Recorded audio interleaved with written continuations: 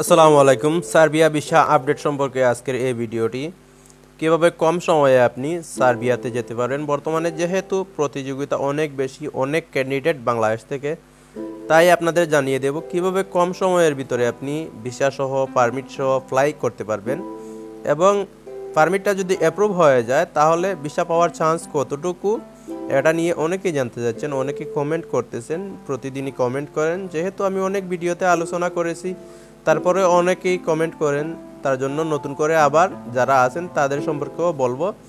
Online হলে আপনার পারমিটটা যদি অনলাইন হয়ে যায় তারপরে ভিসা পাওয়ার চান্স কতটুকু, এটা নিয়েও আলোচনা করব। তো এই 3-4টা বিষয়ে মূলত আজকের ভিডিওতে আলোচনা করা হবে। তো মূল ভিডিওতে যাওয়ার আগে আপনাদের বলে দিই, এরকম ভিসা সম্পর্কিত বিভিন্ন দেশ সম্পর্কিত ইনফরমেটিভ ভিডিও কিন্তু আমার চ্যানেলে প্রতিদিনই আপলোড হয়। আপনারা যদি মিস না করে চান তাহলে অবশ্যই চ্যানেলটা সাবস্ক্রাইব করে রেখে দিন। তো প্রত্যেক ভিডিওতেই আমি বলে থাকি, ভাই টাকা পয়সা কিন্তু প্রয়োজন হয় না সাবস্ক্রাইব করতে, আমাদের শুধুমাত্র উৎসাহ বাড়ায় এবং কোনো রকম টাকা পয়সাও পাওয়া যায় না, আপনারও টাকার প্রয়োজন হয় না সাবস্ক্রাইব করতে। তো সাবস্ক্রাইব করে দিন, উৎসাহটা বাড়বে অবশ্যই আপনাদের আপডেট দেওয়ার জন্য। প্রথমে যে বিষয়টা নিয়ে আলোচনা করব, অ্যাপ্রুভ হলে ভিসা পাওয়ার চান্স কতটুকু, অ্যাপ্রুভাল যদি পেয়ে যায়। অ্যাপ্রুভাল পেলে চান্স 99%, 1% সম্ভাবনা কম ভিসা না পাওয়ার।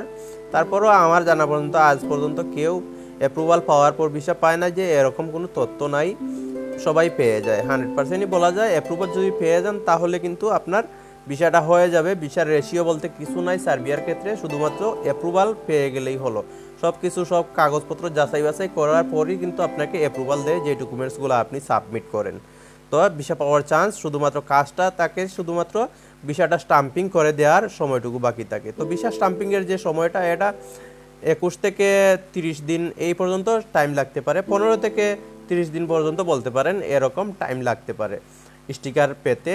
রেগুলার টাইম এটাই, তার মধ্যেও কিছুটা ঝামেলার কারণে, এম্বাসিগত সমস্যার কারণে কিছু কিছু সময় এইটা 1.5 মাস 2 মাস পর্যন্ত লেন্দি হয়ে যায়।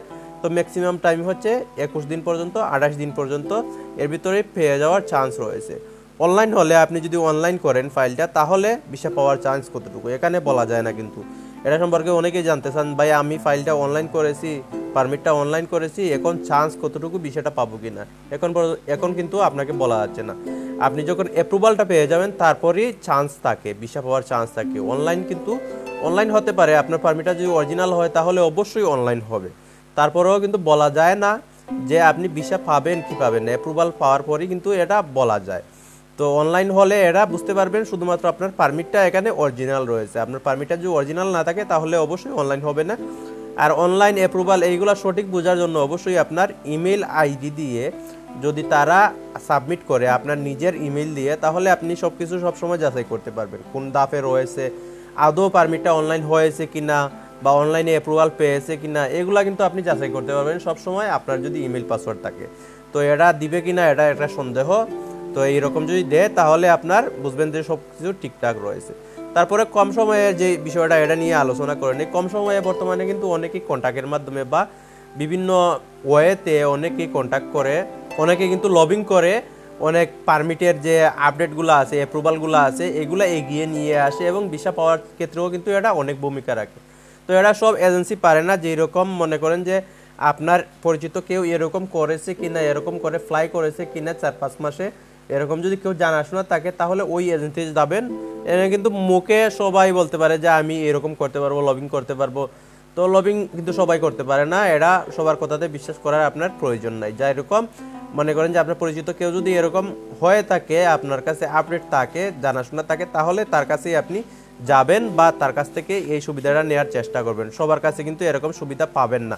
আমি কিন্তু বলে দেই, এখানে কিন্তু অনেক টাকা পয়সার দরকার আছে। মনে করেন 7.5-8 আছে ভিসার দাম, বর্তমানে রেগুলার দাম। এরকম লবিং করতে গেলে আর মনে করেন যে 1.5-2 লক্ষ টাকা বেশি চাইবে। তো সবার কাছে কিন্তু এরকম টাকা পয়সা দেওয়ার চেষ্টা করবেন না বা ওরকম ফান্দেও করবেন না। আপনার যদি জানাশোনা কেউ থাকে তার কাছেই আপনি দেবেন। তো রেশিও কিন্তু বর্তমানে খুব ভালো রয়েছে, অনেকাংশেই কিন্তু বর্তমানে আগের চাইতে কিন্তু অনেক একটা ভালো পজিশনে রয়েছে, ভিসা রেশিও ভালো রয়েছে। রিজেক্টের হার আছে এখানে খুবই কম রয়েছে, বর্তমানে আগের তুলনায় অনেক কম রয়েছে। তো আজকের ভিডিও এ পর্যন্তই ছিল। আসসালামু আলাইকুম।